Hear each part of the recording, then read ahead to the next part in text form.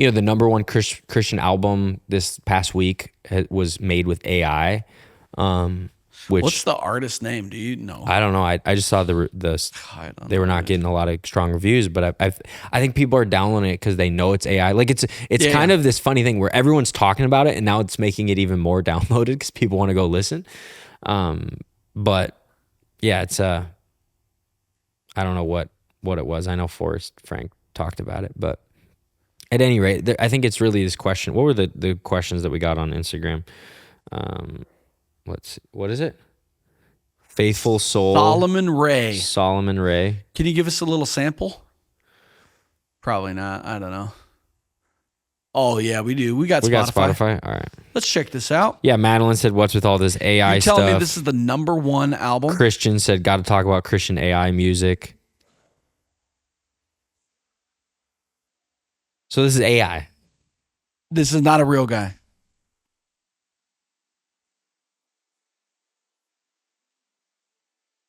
357,000 monthly listeners. Solomon Ray is wait. No.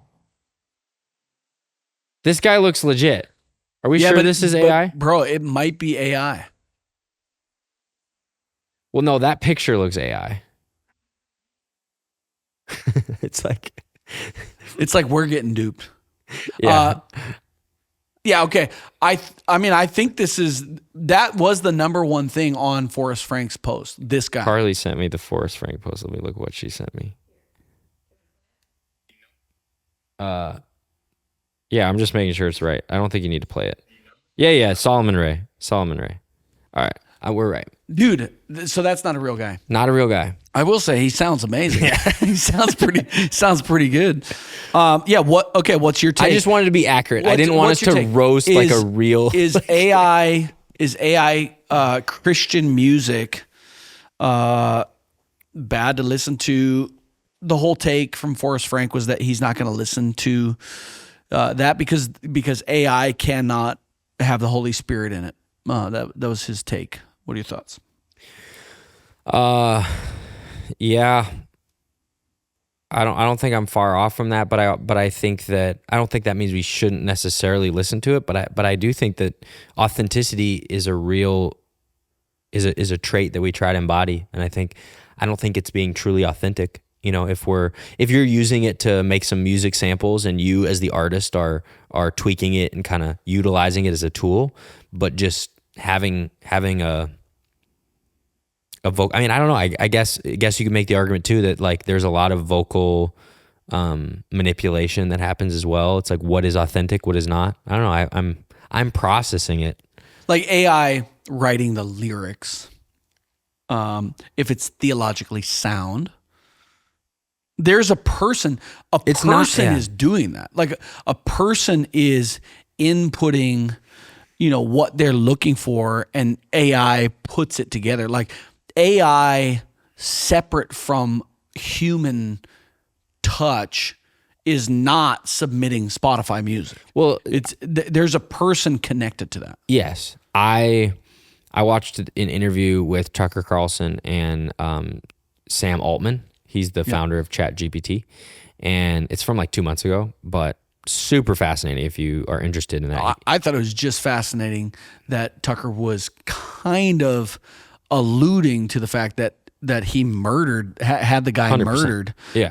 And a lot of people believe that. So anyway, sorry. It was a tangent. I just watched it a couple of days ago and he presses him. I know. Like I know everyone was surprised. Like I'm surprised. I didn't watch the whole interview, but I watched that interaction. He the whole time he was basically pressing him. The core of it, and this is what I'm getting at for this conversation, was he was saying, he asked him, do you believe in God?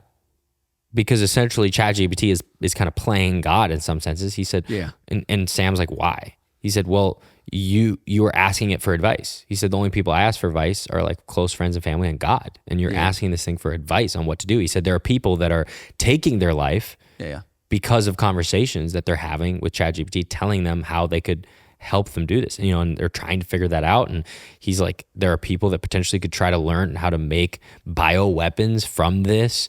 So there's a lot of morality involved. And Tucker was pressing him to say, what is the morality of this? Who are the people that are deciding what is in the source code that Yeah, tells it what is better or worse? What is right and wrong? Because ultimately you are putting yes, it's pulling from everything online, but you're also helping it develop this moral framework. And essentially, Sam said it's the collective agreement between all the programmers that try to represent the collective agreement of the world.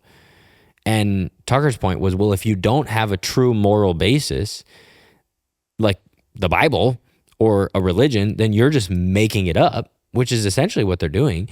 And I can understand and empathize how difficult that must be. I mean, Sam said, I haven't got a good night's sleep since ChatGPT launched because of the moral weight that I'm carrying right now. But I think leading to this AI conversation around music, what is art? What is creativity? What is it that an AI wrote it?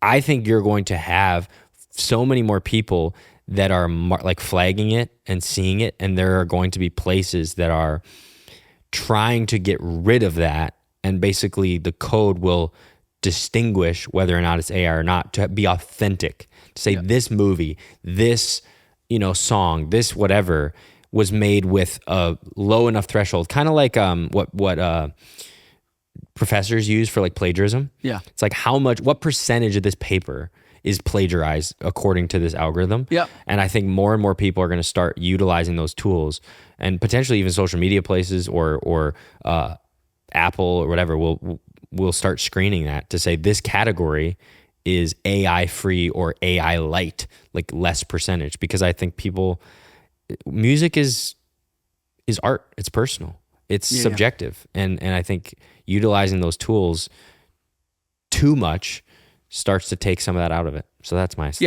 I think it's a train that is going to be very difficult to stop. And I think there is a future where the movies we watch and the music we listen to, more and more of it is AI generated. Again, to generate anything with AI currently requires your input or some person's input. It is like a better Google. I think when you get to you're saying when you get to AGI, and now AI is creating things by itself with no human input or no human asking for it. It's just it has its own mind, if you will. But I think that's another inevitable level that I do think there's a certain level of inevitability to that. But I'm just saying,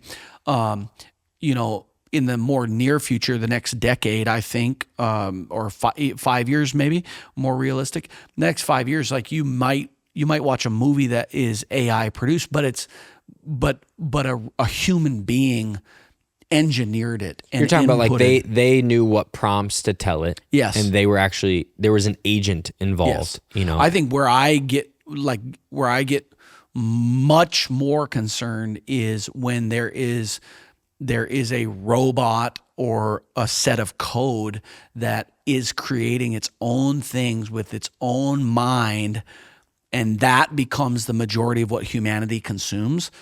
That it's not who a knows mind. what's going to happen? It's not a mind, but it's a program Yeah. code. But it's like, can it become so sophisticated? Like a number of years ago, there were two AIs that were talking to each other and created their own language, And they shut it down. and then they shut it down. And yeah, it is interesting to think about.